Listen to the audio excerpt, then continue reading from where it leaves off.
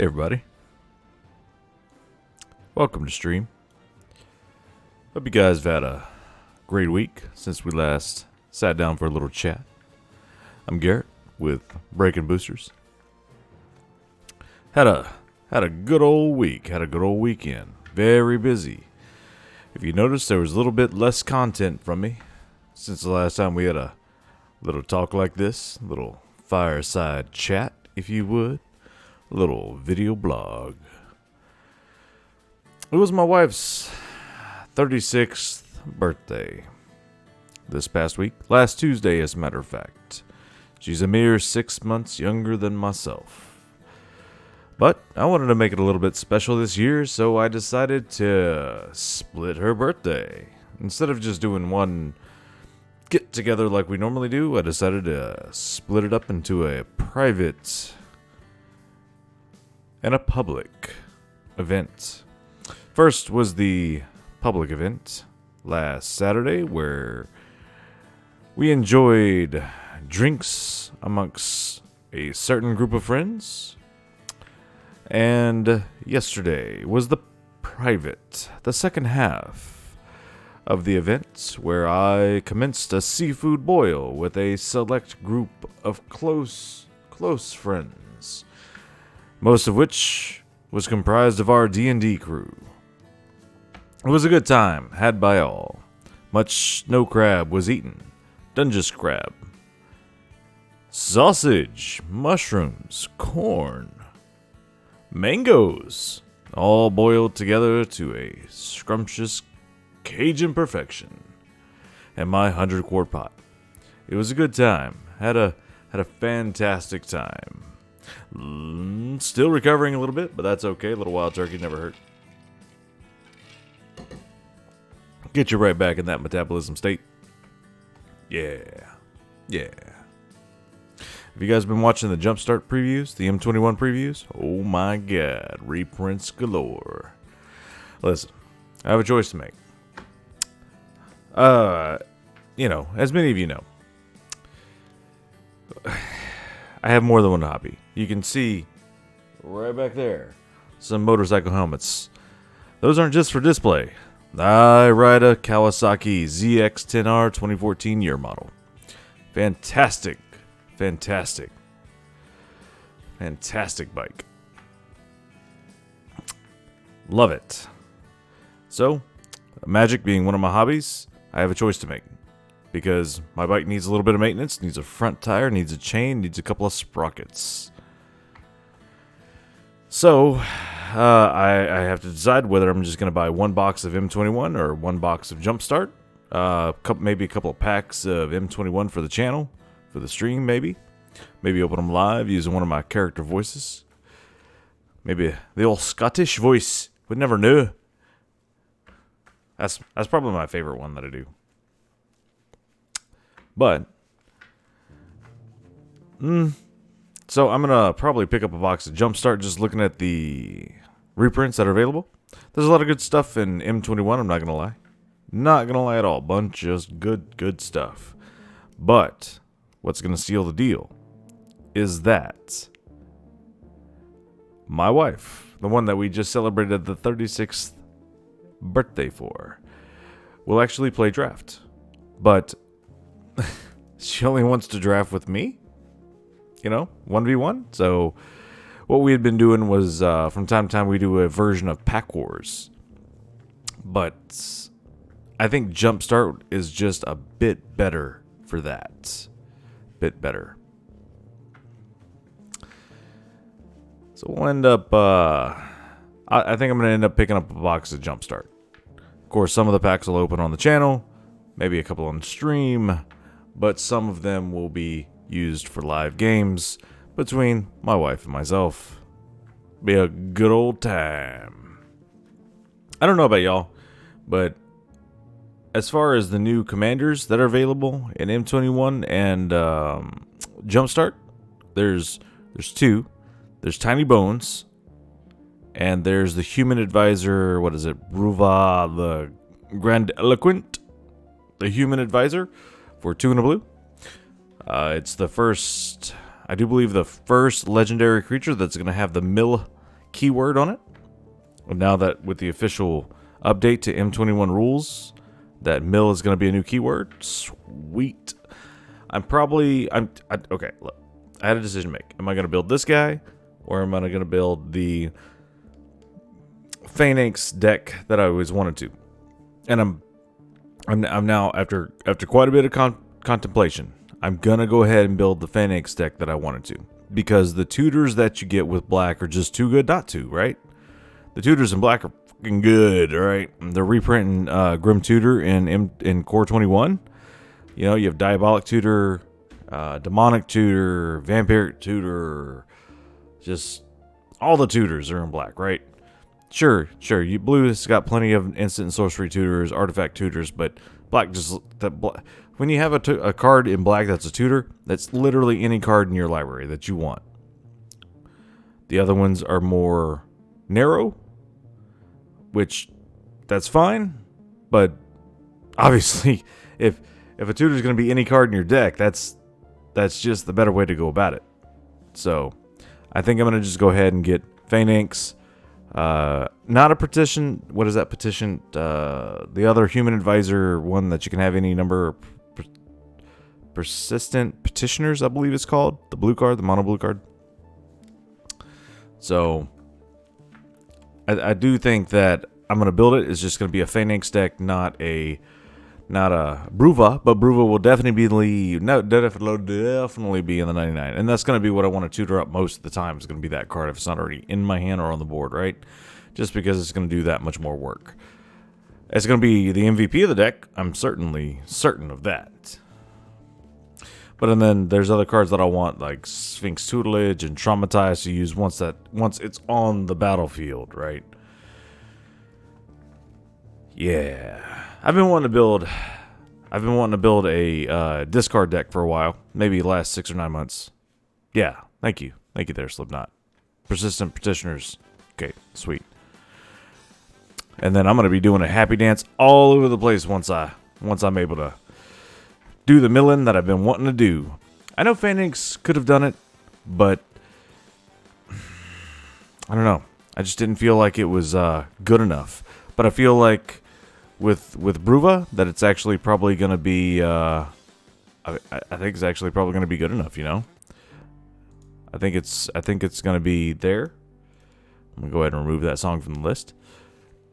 I think it's going to be able to reach it. Which of course that means you're going to need to be able to protect it, so that put some counter spells in there, some hexproof stuff, maybe Lazotep plating, just some way for them not to get rid of it. Protect it. But looking at the reprint list for Core 21 and M21, I don't know what happened at WotC in that ivory tower, as some people like to call it. What changed in their reprint policy? Because if you're looking at Jumpstart and Core 21, man, there's a lot of good reprints in there. Azusa, Craterhoof. There's just a lot of good stuff, and then I don't know about y'all, but I got to find that amount of money that I can devote to Magic purchases over a set amount of time, right? So I got to make the choice. What am I going to buy? And then I'm going to end up buying loose packs of Core 21, and I'm going to buy the one booster box of Jumpstart, and just hope for the best. Granted, I bought the majority of my Magic cards about 3 years ago, so when prices were a lot lower on a lot of these cards, and I bought a lot of sealed Eternal Masters and Modern Masters 2017 and Kaladesh and Aether Revolt, because that's about time that I got back into Magic after 16 years off the game.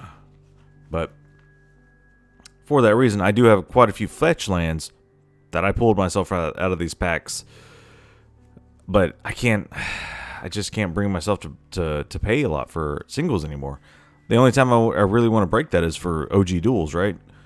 But that's why I have the TCG Player Store that I try to sell my old stock to buy new cards. That way I'm not busting into my budget, pissing off the old lady. Not a good idea. happy wife, happy life, right? Right? Yes. Just in case you're wondering, yes, that adage is built on fact. Very much true. But the reprint policy that WotC's been following for the year of Commander so far has been pretty good. Pretty good. I mean, Grim Tutor and Core 21. Yes, I know. It was only $200 because it only had one printing. Yes, true. But look at Demonic Tutor. That card's still $30, $40, depending on the printing. And that one has been reprinted. Not a lot, but enough. Not really not enough. But it has been reprinted far more frequently than Grim Tutor. Yeah, I know it costs one more mana than Demonic, but it's still better than Diabolic Tutor. It's still better. It's still a really good tutor. There's no reason that Grim Tutor, if it had had the same number of printings as Diabolic Tutor, wouldn't be a $20 plus card. That's all there is to it. When you're playing a singleton format, a popular one at that, tutors are expensive. That's why you look at all the good tutors, and all the good tutors are expensive. Enlightened, Vampiric, Demonic, all of them. All of them are good. Mystical Tutors have even been going up. Mystical Tutors like $15 now. What do you want? I mean, when people start getting competitive, they're going to want to win, and they will pay to make sure that happens. So, expect Grim Tutor not to get cheap. It's going to be a card that just, even if it had multiple printings, it'd still be around $30, $20. There's no way that's going to be a $10 card. There's no way. There's almost not enough. They couldn't put enough supply. It'd have to be in 2 or 3 sets, standard sets, not jumpstart, not supplemental sets, as they call them in the business. They would have to be standard sets where you get that high volume print to maybe get it around $10. I just don't see Grim Tutor dropping very low. It's just too good of a tutor. Just too good of a tutor. Just is. I mean, I hope to get one, at least. And then if I need to, I can proxy a couple more copies. Because look, the more I play EDH online via Play EDH and the Discord, Spell Table, all that, I just care less and less and less about somebody using proxies. Whatever, man. It's fine. Let's just play. It's cool. It's fine. I'm probably using an infinite combo anyway of some kind or sort. Let's just have some fun. Let's just have a good time. I just want to play Magic. That's all. I just want to play Magic. But something a little bit more serious. Something just man, look. As you see the art in the background here, that's Seb McKinnon's art, right? We all have our favorite. Most of us have our favorite MTG artists because the art is something that just is fucking awesome. It keeps us entertained looking at these cards in our hand, the arts. Seb McKinnon is my favorite MTG artist. I've vocalized that on this vlog before. Noel Bradley was also in my top 5 favorites. But I'll be damned. If you're not sure, if you don't know what I'm talking about, Bradley was turns out this dude was handing out his business cards with half naked pictures of himself on it as a petition, an invitation for inappropriate behavior becoming of a human, unwanted advances, as it were. Lost a lot of respect for the man. You just don't do that. Okay, you just don't. It's not kosher. It's not cool. It's not behavior fitting of someone with morals. And it's not something that it's just not cool. So I've unfollowed him on Twitter, and I'm just I hope WotC just doesn't affiliate themselves with him either, because that's just not cool. You can go go on Twitter, go search for it. I don't want to get to the details here, but it's just sad. It's sad. It's bad. Shouldn't condone that kind of behavior. It's not cool. I mean, I don't want some dude handing their card to my wife saying, "Hey, here, let's do the deed sometime, eh? Eh? Yeah, no, man. That's not cool. Not cool at all. Disappointed. Really disappointed. What the man?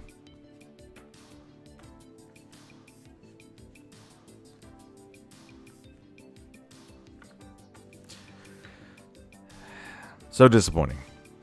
All I can say is, I hope that Seb never does anything like that. Because if Seb McKenna does something like that, it's gonna break my heart.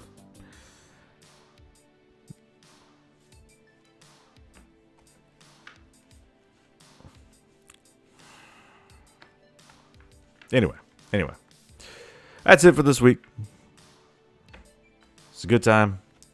Hopefully, I should be getting out to putting on my normal content on YouTube now that my wife's birthdays, all the celebrations that we had planned are been done, out of the way. She enjoyed it. She had a great time. She knows she's loved by everyone around her.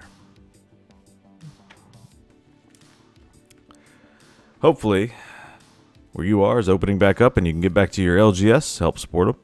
If not, check and see if your LGS is doing curbside pickup or ordering online. I'll be ordering my Jumpstart box through my local LGS, and I hope you do the same. Because in the end, even though we have play EDH over webcam, there's nothing like getting face-to-face with your opponents. You know, look at them, staring them down. I miss it. Anyway, kids, we'll see you next week. Or sooner. Goodbye.